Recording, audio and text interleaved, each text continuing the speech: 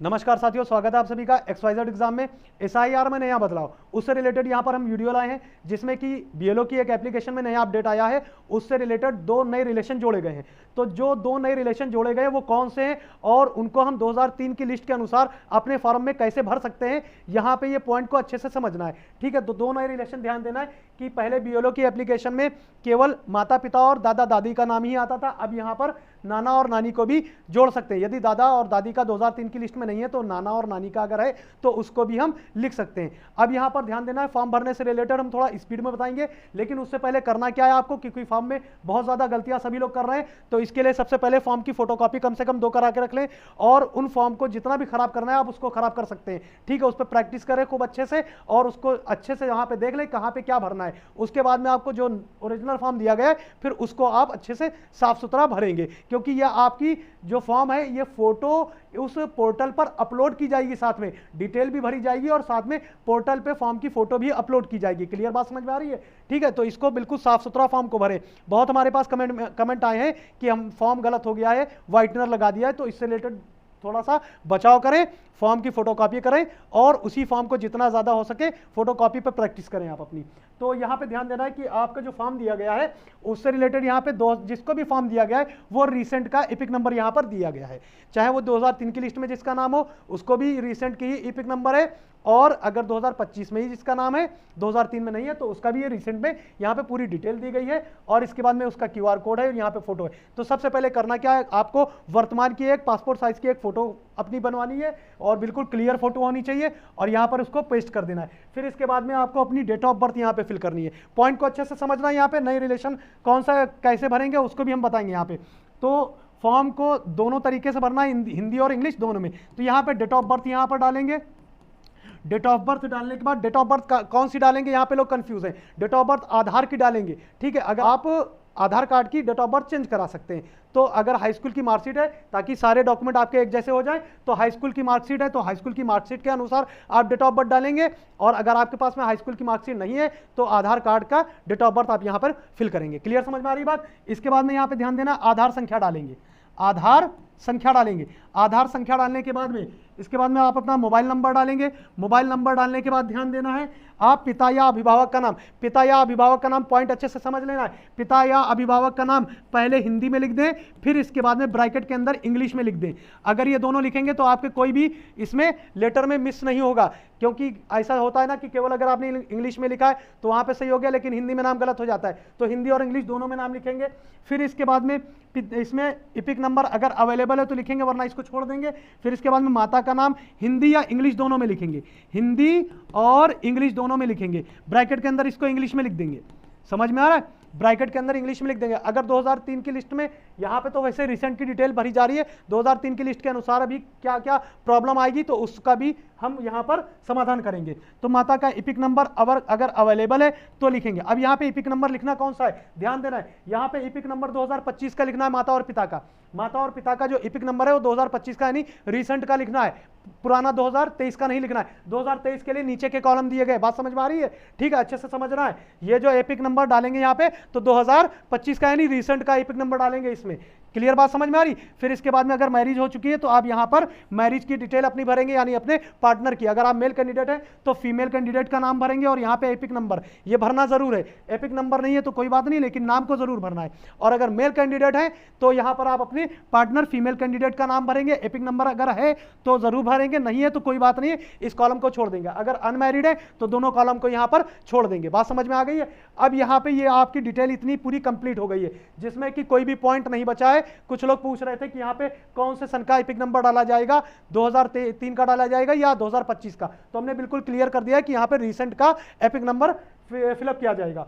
ठीक है, अब इसके बाद में समझना है जिनका 2003 की लिस्ट में नाम नहीं है, यहाँ पे ऊपर डिटेल फिल की जा चुकी है और सबसे पहले ऊपर जो डिटेल भरी गई है उसके लिए हम बता रहे हैं। अगर उनका नाम 2003 की लिस्ट में नहीं है तो इस कॉलम को भरेंगे। मान लेते हैं कि पहले इनका नाम 2003 की लिस्ट में, 2003 की लिस्ट में मान लेते हैं नाम है। अब बात को यहाँ पे समझना है, जब 2003 की लिस्ट में नाम है तो निर्वाचक का नाम भरेंगे। यहाँ पे निर्वाचक का नाम हिंदी में भरेंगे, फिर उसके बाद में इंग्लिश में भरेंगे।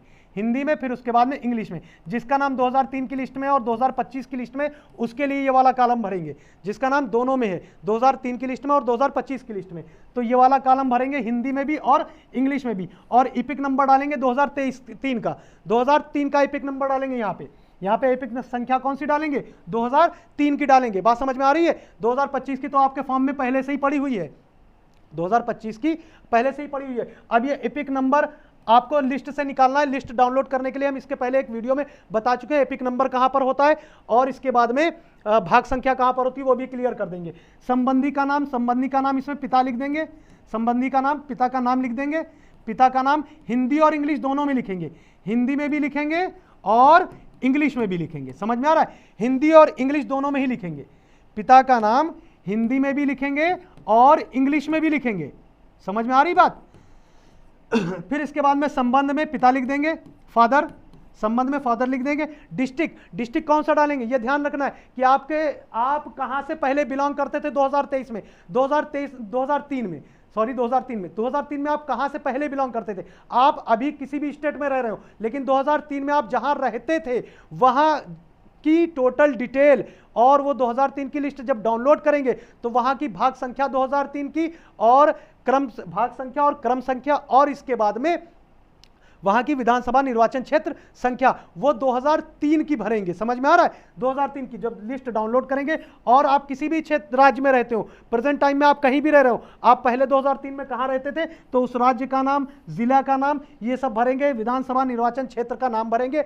और 2003 की लिस्ट में जो आपका विधानसभा निर्वाचन क्षेत्र संख्या है, भाग संख्या और क्रम संख्या, वो टोटल डिटेल 2003 की लिस्ट में जहां आप रहते थे वहां की टोटल डिटेल निकालेंगे। आप प्रेजेंट टाइम में जहां रह रहे वहां की 2003 की लिस्ट की डिटेल नहीं निकालेंगे, वरना नाम आपको नहीं मिलेगा। आप जहां पहले 2003 में रहते थे वहां की डिटेल निकालेंगे। समझ में आ रहा है। और अगर आप यहीं रहने वाले, अपने क्षेत्र के ही रहने वाले थे 2003 में भी, तो आपको वहीं मिल जाएगी। क्लियर बात समझ में आ गई है। ठीक है, अब ध्यान देना है, कोई भी पॉइंट यहां पे अब मिस नहीं होगा। अब इसके बाद में अगर आपका नाम 2003 की लिस्ट में नहीं है तो इस कॉलम को भरेंगे। अब इस कॉलम को भरने के लिए ध्यान देना है, अच्छे से ध्यान देना है। यहां पे नाम डालेंगे तो नाम यहां पर अगर आपके पिता का नाम 2003 की लिस्ट में है, अगर आपके पिता का नाम 2003 की लिस्ट में और आपके पिता कहीं से भी बिलोंग करते हो दूसरे स्टेट से, आप मान लेते कोई अदर स्टेट में रहने लगे और आपके पिता दूसरे स्टेट में रहते हैं और अभी भी रह रहे या रहते थे, ठीक है, तो वहां की डिटेल आप भरेंगे। 2003 में वो कहां रहते थे पहले उनका नाम भरेंगे। नाम हिंदी और इंग्लिश दोनों में भरेंगे हिंदी और इंग्लिश दोनों में भरेंगे नाम यहाँ पे। ठीक है, बात क्लियर समझ में आ रही है। और 2003 में उनका एपिक नंबर क्या था उस वोटर लिस्ट में, 2003 की वोटर लिस्ट में जहां वो रहते थे पहले। ठीक है, तो वो एपिक नंबर यहाँ पर डालेंगे। फिर इसके बाद में संबंधी में इनके पिता का नाम डालेंगे, यानी आपके दादा का नाम, इनके पिता का नाम, यानी इनके जो पिता हैं वो इनके कौन है, पिता हैं, और आपके कौन है वो आपके दादा हैं। समझ में आ रहा है। तो उनकी यहाँ पे डिटेल नाम डालेंगे, नाम हिंदी और इंग्लिश दोनों में डालेंगे। समझ में आ रहा है, हिंदी और इंग्लिश दोनों में डालेंगे, यहाँ पे नाम हिंदी और इंग्लिश दोनों में डालेंगे। संबंध में लिख देंगे पिता। संबंध में पिता जब लिखेंगे तो किसके पिता है, क्योंकि ये कॉलम स्पेशली अलग से भरा जा रहा है, ये कॉलम स्पेशली अलग से भरा जा रहा है, तो संबंध में ये दिखाया जा रहा है कि ये इनके कौन है, तो ये इनके पिता है। समझ में आ रही बात, ये इनके पिता है। फिर इसके बाद में डिस्ट्रिक्ट का नाम लिखेंगे। ठीक है, फिर इसके बाद में डिस्ट्रिक्ट का नाम लिखेंगे, कौन से डिस्ट्रिक्ट का, 2003 में जहां वो रहते थे, डिस्ट्रिक्ट का नाम, स्टेट का नाम लिखेंगे, विधानसभा निर्वाचन क्षेत्र का नाम लिखेंगे। फिर इसके बाद में 2003 की ही विधानसभा निर्वाचन क्षेत्र संख्या लिखेंगे, भाग संख्या और क्रम संख्या। ये कहां से निकालेंगे, इसके पहले वाली हमने वीडियो में पूरी डिटेल लास्ट में बताई है। अब देखेंगे अगर पिता का नाम 2003 की वोटर लिस्ट में नहीं है तो यहाँ पे किसकी डिटेल भरेंगे। इससे पहले आप हमारे चैनल को सब्सक्राइब कर दीजिए, क्योंकि सब्सक्राइब करना बहुत जरूरी है। आपका सपोर्ट हमारे लिए थोड़ा मजबूत हमें बनाता है और इसी तरीके के हम इंफॉर्मेटिव वीडियो आपको कंटिन्यू देते रहेंगे। इसकी डिटेल भरेंगे, माता की डिटेल भरेंगे, यानी माता का नाम डालेंगे, तो माता का नाम हिंदी और इंग्लिश दोनों में डालेंगे। किसकी माता का नाम डालेंगे, यह ध्यान देना है, जिनका आपने ऊपर आधार नंबर डाला है, यानी आपने अपना आधार नंबर डाला क्योंकि आपका नाम 2003 की वोटर लिस्ट में नहीं था, तो आप अपनी माता का नाम डालेंगे। फिर इसके बाद में माता का इपिक नंबर डालेंगे, क्योंकि इनका नाम 2003 की वोटर लिस्ट में और पिता का नाम नहीं है, तो आप माता जी का इपिक नंबर डालेंगे यहाँ पे। तो हिंदी और इंग्लिश दोनों में नाम डालेंगे यहाँ पे। ठीक है, हिंदी और इंग्लिश दोनों में ही नाम यहाँ पर डालेंगे।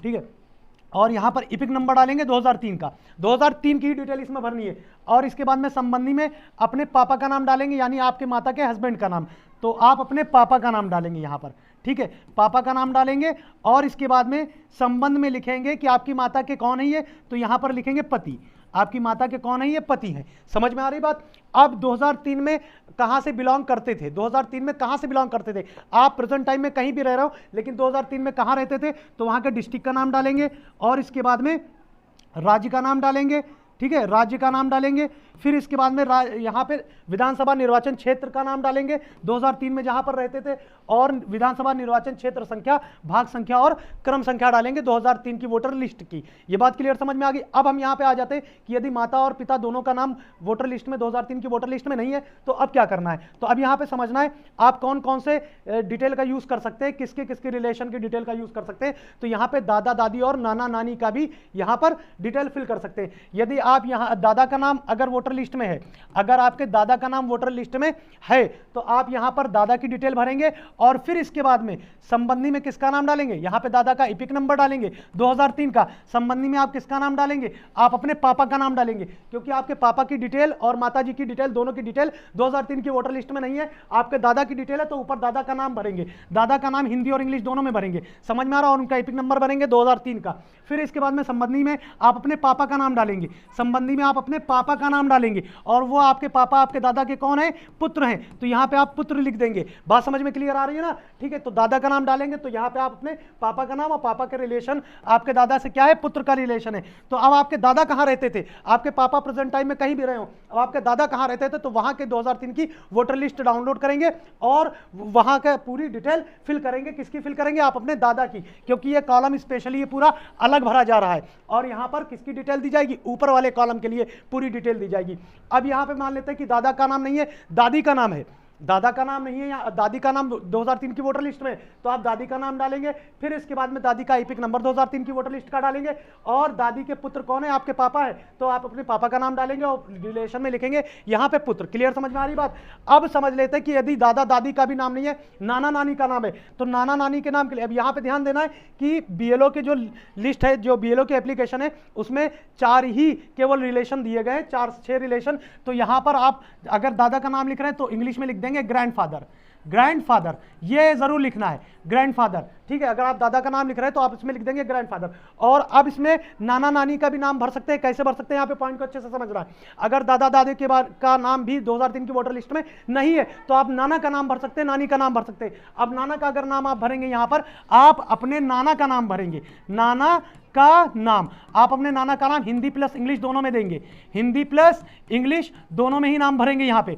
और जब हिंदी और इंग्लिश दोनों में ही भरेंगे तो अब नाना का एपिक नंबर डालेंगे 2003 का, नाना का एपिक नंबर 2003 का डालेंगे। फिर इसके बाद में संबंधी का नाम डालेंगे। अब नाना से संबंध किसका निकलेगा, आपकी माता जी का, यानी आपकी माता जी, आपकी माता जी आपके नाना की कौन है, पुत्री, तो यहाँ पे माता जी का नाम डालेंगे, आप माता जी का नाम डालेंगे, हिंदी और इंग्लिश दोनों में ही डालेंगे, समझ में आ रहा है, हिंदी और इंग्लिश दोनों में ही डालेंगे। फिर इसके बाद में माता जी का नाम डाल दिया आपने। अब संबंध डालेंगे, संबंध किससे, आपके नाना से, तो यहाँ पे लिख देंगे पुत्री।